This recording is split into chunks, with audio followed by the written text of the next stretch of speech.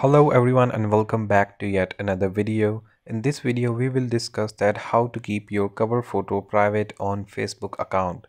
So without wasting any further time, let's get started. First of all, go to your Facebook app and from there click on your profile icon. Here you will be able to see your profile.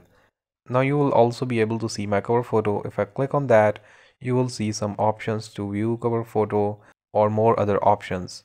So now let's see that how you can hide your cover photo. If you scroll down a little bit, you will see this is my post for my cover photo. On the top right corner of this cover photo, you will see three dots. Click on that and then you will see the last option which says hide from profile.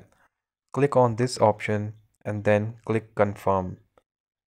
Now as you can see, this post is no longer shown on our timeline, and that's how you can hide your cover photos from your Facebook profile. I hope you like this video. If you have any questions, feel free to ask them in the comment section below. Don't forget to like and subscribe to our channel. Thank you so much for watching. See you in the next video. Cheers.